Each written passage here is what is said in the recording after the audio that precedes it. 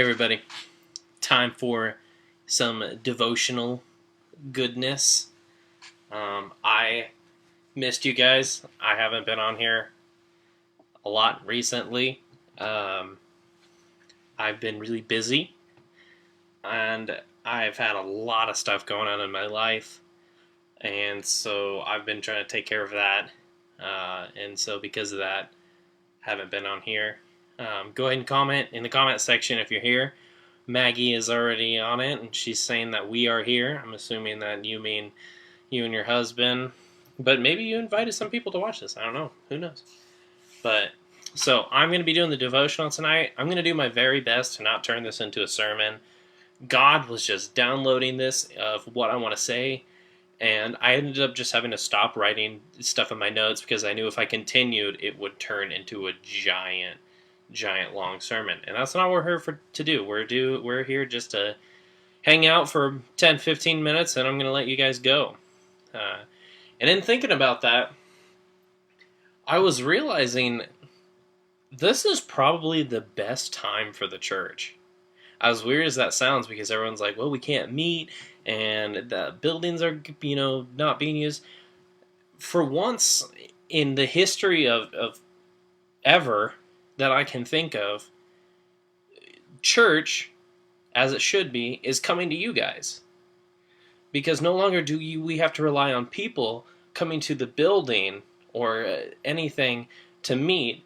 We are able to give the experiences and give the relationship and record these things and just bring it straight to you. And I think that's absolutely amazing. It's a weird point of view, because it's easy to just think, well, we can't go to the church, that's bad. But for the first time ever, I see people in that look at these messages who will never step foot in our building. But they watch these. Maybe not the whole thing, but some of it. I see people who we would never be able to reach watching these, and I think that is fantastic. So like I said earlier, I've been busy. It's been weird. It's been crazy.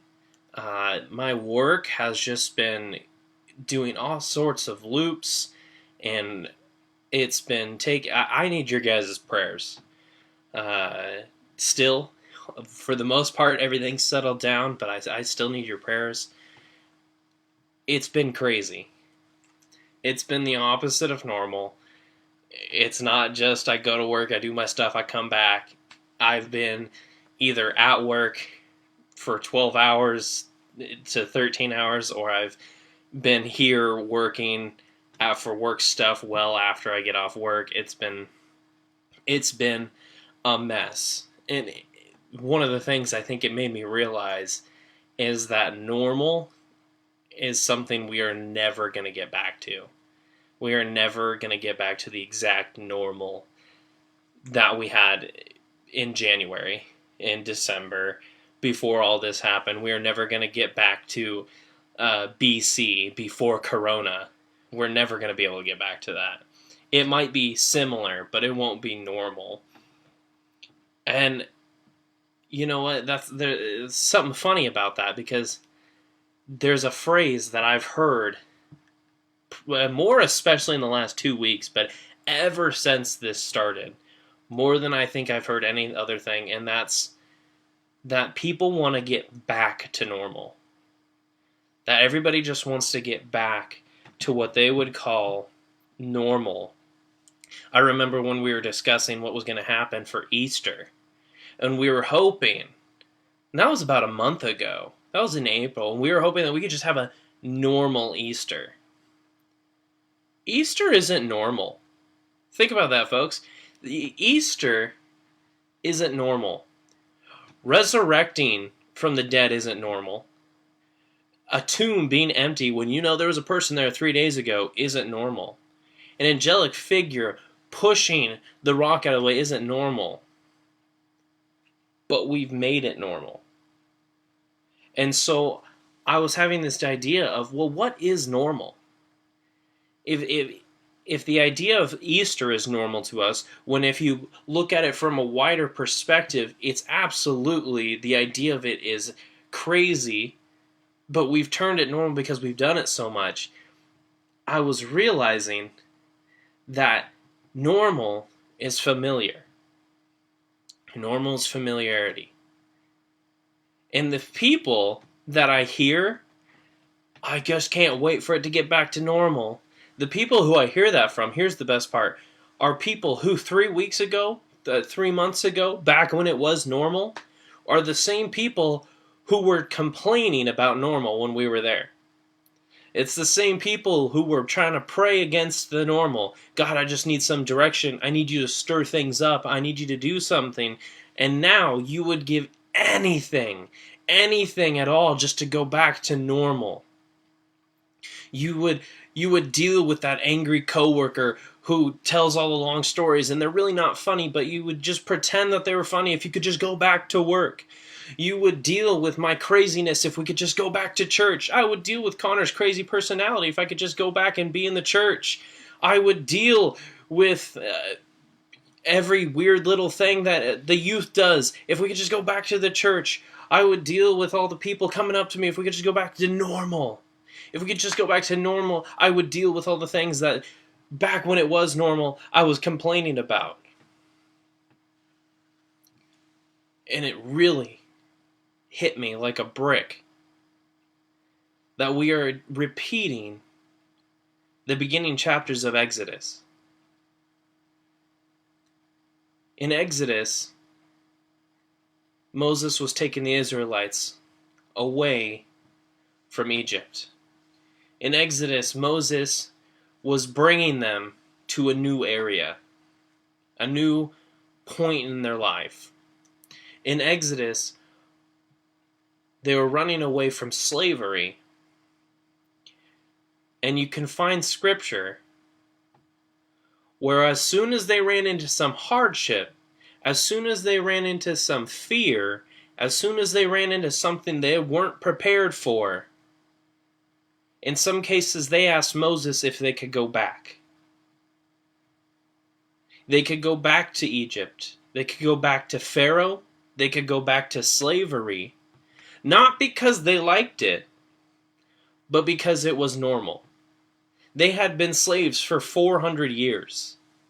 This was all they knew. This was all, maybe some grandparents of grandparents of grandparents remembered the time of freedom. But for the most part, those stories didn't even make it. All they knew was slavery. They expected that to be their entire lives. And so even though it was a terrible thing, even though Pharaoh was fear, whenever it mentions Pharaoh, it says that they would fear because he is fear, but he was also the one who fed them.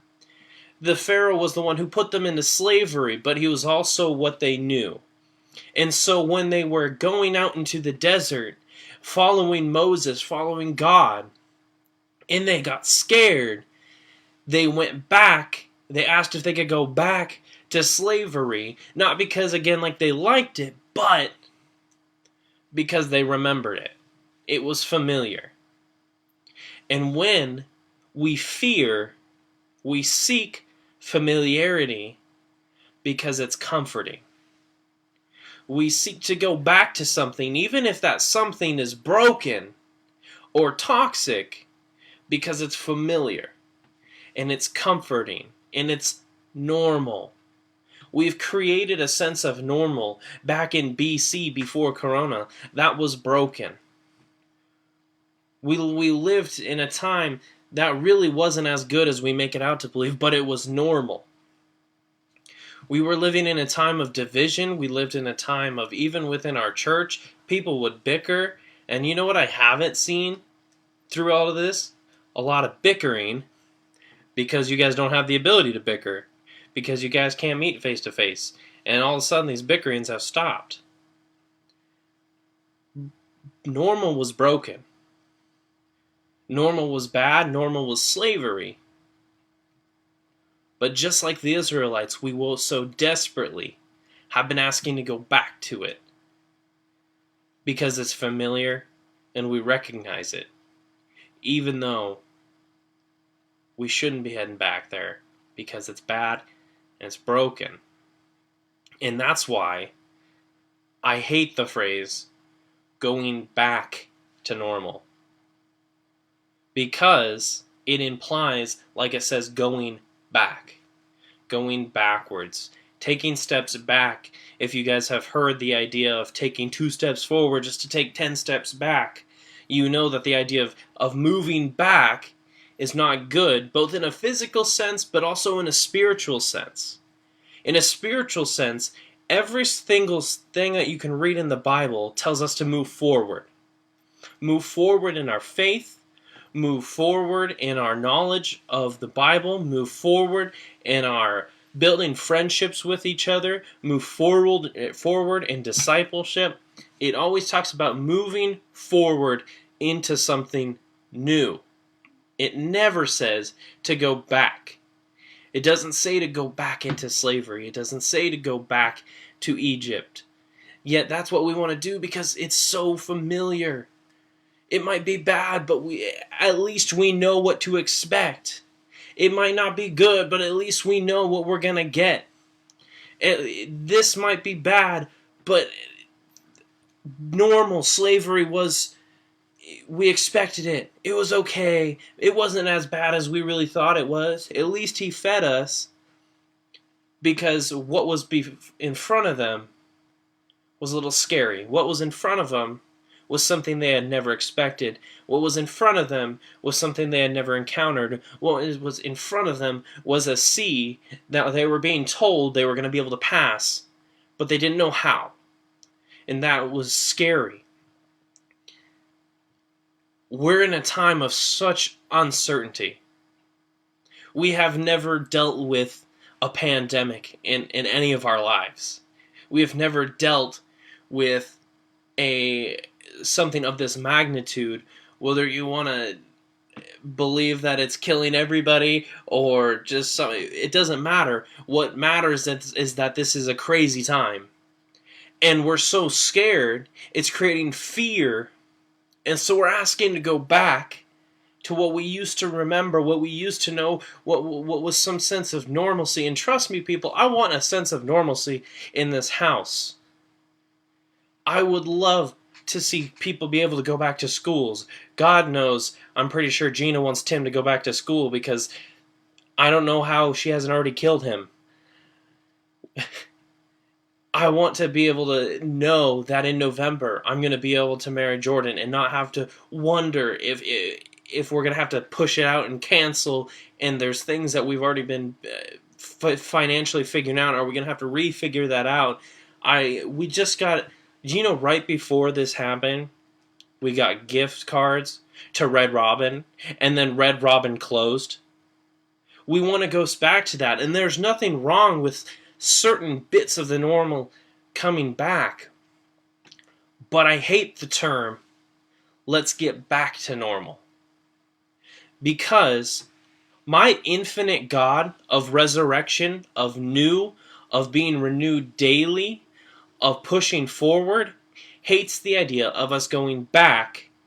And so he puts something in front of us that we don't know, so that when we push through it, we will not go back to normal, but instead we will go forward into a new normal that we get to create, and that he has set apart for us, and that he has something magnificent set for us, but only if we recognize that we need to push forward into normal, not go back into normal. And if you guys, there's a difference. There's a big difference between just trying to settle back into what we knew and what we had before this, and recognizing that whether you believe in the pollution of this earth or not, there has been records of the skies being clearer and waters that nobody could see the bottom. Now people can see the bottom. The Venice canals.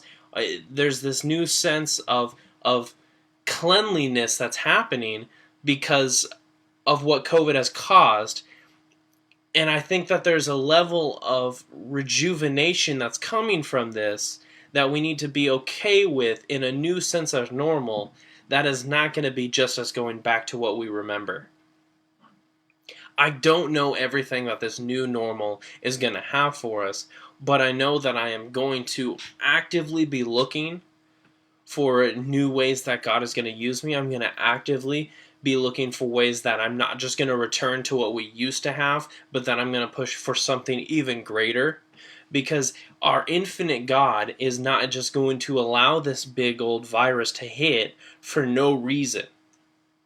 There's a reason, and there's a reason that it is looking so similar to what the Israelites had to deal with in Egypt. There is a reason it's looking so similar to the idea that they wanted to go back into slavery, and more we are hearing the phrase, I want to go back to normal.